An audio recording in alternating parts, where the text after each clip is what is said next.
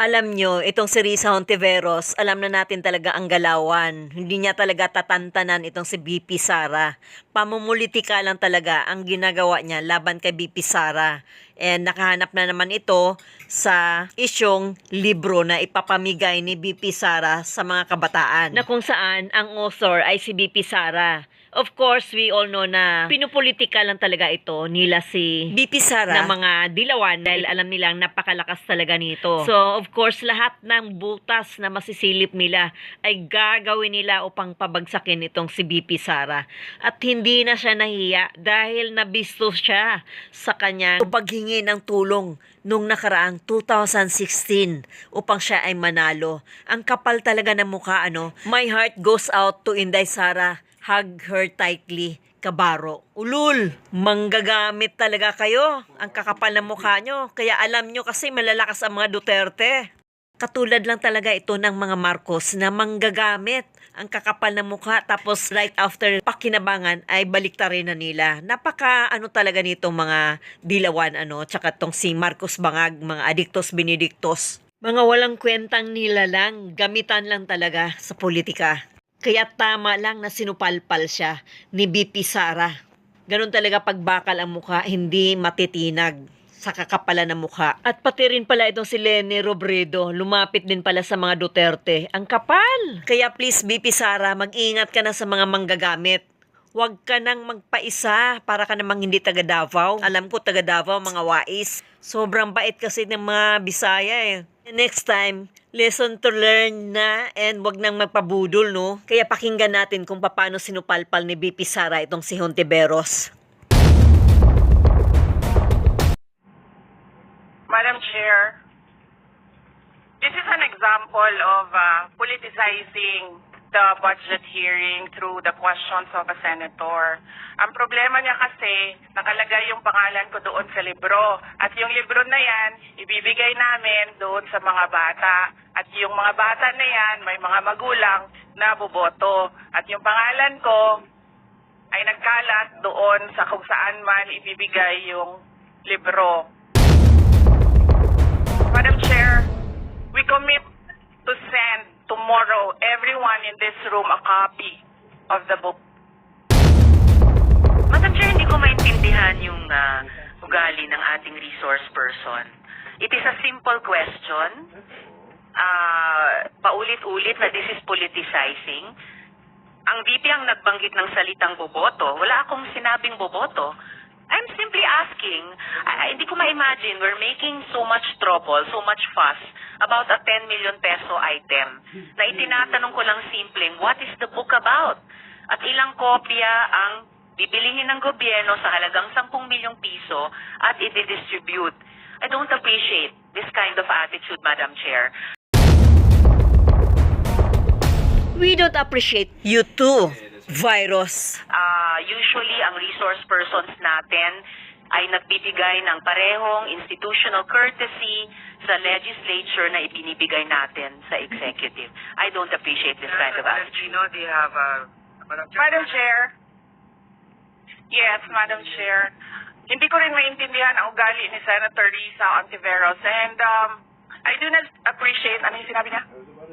I do not appreciate this kind of behavior and attitude. Madam Chair, noong 2016, tumatakbo si Senator Risa Hontiveros na senator, nakailang talo na siya.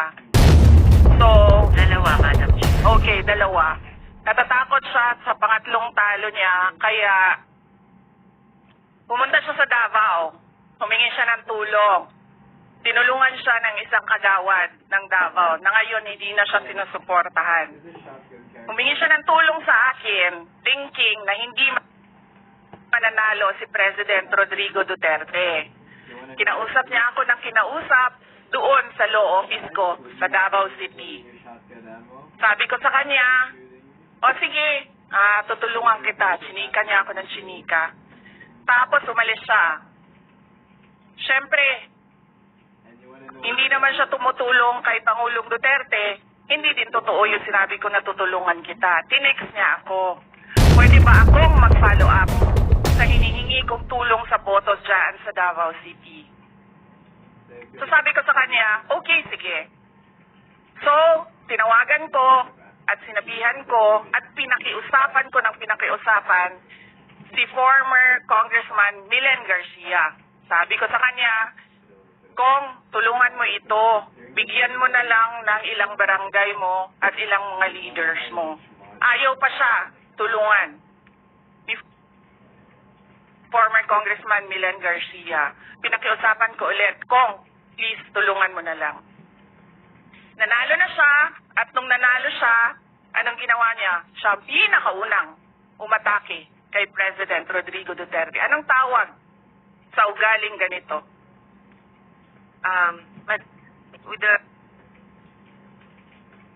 Madam Chair, this is an example of politicizing the budget hearing through the questions of a senator.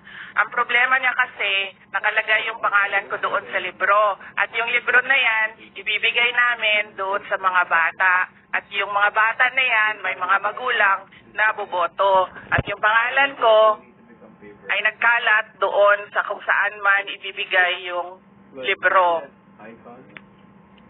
Madam Chair, we commit to send tomorrow everyone in this room a copy of the book. Madam Chair, hindi ko maintindihan yung ugali ng ating resource person. It is a simple question. Paulit-ulit na this is politicizing. Ang VP ang nagbanggit ng salitang boboto. Wala akong sinabing boboto. I'm simply asking, hindi ko ma-imagine we're making so much trouble, so much fuss about a 10 million peso item na itinatanong ko lang simpleng, what is the book about? At ilang kopya ang bibilihin ng gobyerno sa halagang 10 milyong piso at i-distribute. I don't appreciate this kind of attitude, Madam Chair.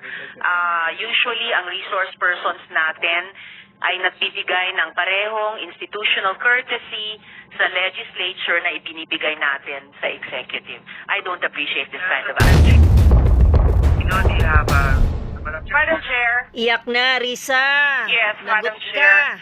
Hindi ko rin maintindihan ang ugali ni Senator Risa Ontiveros. And I do not appreciate, ano yung sinabi niya? I do not appreciate this kind of behavior and attitude. Madam Chair, noong 2016, tumatakbo si Senator Risa Ontiveros na senator, nakailang talo na siya. Booking. So, Dalawa, Madam Chair. Mawad okay, pa. dalawa. Natatakot siya sa pangatlong talo niya, kaya pumunta siya sa Davao. Humingi siya ng tulong. Tinulungan siya ng isang kagawad ng Davao na ngayon hindi na siya sinusuportahan.